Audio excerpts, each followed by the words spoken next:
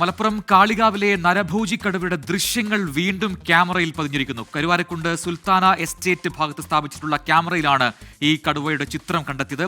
Sameer bin Kareem മലപ്പുറത്ത് നിന്ന് ചേരുന്നു അതിന്റെ വിവരങ്ങളുമായി. സമീർ, അപ്പോൾ കടുവ, നരഭോജി കടുവ ആ പ്രദേശം വിട്ടു പോയിട്ടില്ല എന്ന് വ്യക്തമാവുന്നു. വീണ്ടും ക്യാമറയിൽ അതേ കടുവ പതിഞ്ഞിരിക്കുന്നു. എന്താണ് നമുക്ക് ലഭിക്കുന്ന വിവരങ്ങൾ?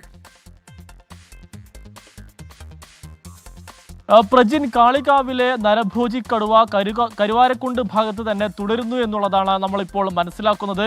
വനം വകുപ്പ് സ്ഥാപിച്ചിരിക്കുന്ന ക്യാമറയിലാണ്, കരുവാരക്കുണ്ട് സുൽത്താന എസ്റ്റേറ്റിന് സമീപം സ്ഥാപിച്ചിരിക്കുന്ന ക്യാമറയിലാണ് ഈ കടുവയുടെ ദൃശ്യങ്ങൾ പതിഞ്ഞിരിക്കുന്നത്.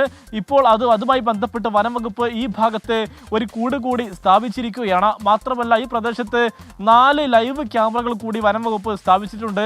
ഈ ക്യാമറകൾ 24 മണിക്കൂറും വനം വകുപ്പ് തന്നെ നിരീക്ഷിക്കുമെന്നുള്ളതാണ് ഇതുമായി ബന്ധപ്പെട്ട് ഉദ്യോഗസ്ഥർ വ്യക്തമാക്കുന്നത്. കഴിഞ്ഞ തിങ്കളാഴ്ച കേരള സ്റ്റേറ്റ് സമീപവും ഈ കടുവയുടെ കാൽപ്പാടുകൾ കണ്ടെത്തിയിരുന്നു. അപ്പോൾ ഇത് നമ്മൾ മനസ്സിലാക്കുന്നു, കഴിഞ്ഞ ഒരാഴ്ചയായി ഈ കരുവാരക്കുണ്ട് മേഖലയിൽ തന്നെ കടുവ തുടരുന്നു എന്നുള്ളതാണ് ഈ ഒരു ഘട്ടത്തിൽ നമ്മൾ മനസ്സിലാക്കുന്നത്. കഴിഞ്ഞ മാസം 15-ാം തീയതിയാണ് ഈ കാളികാവിൽ വെച്ച് ഈ അബ്ദുൽ ഗഫൂർ എന്ന് പറയുന്നയാളെ ഈ കടുവ കടിച്ചു കൊലപ്പെടുത്തുന്ന ഒരു സാഹചര്യം ഉണ്ടായത്. അതിന് പിന്നാലെ വനം വകുപ്പ് ഊർജിതമായ തിരച്ചിൽ മേഖലയിൽ നടത്തുന്നുണ്ട്. ആദ്യഘട്ടത്തിൽ കാളികാവിൽ ഉണ്ടായിരുന്ന കടുവ പിന്നീട് കരുവാരക്കുണ്ട് ഭാഗത്തേക്ക് നീങ്ങി എന്നുള്ളതാണ്.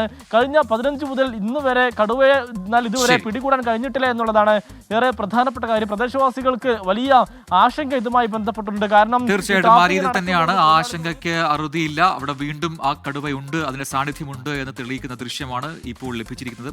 അതാണ് നരഭോജി കടുവയുടെ ദൃശ്യമാണെന്ന് ഇപ്പോൾ അത് സ്ഥിരീകരിച്ചിട്ടുമുണ്ട്. സമീർ ബിൻ കരീമാണ് വിശദാംശങ്ങൾ നൽകിയത്.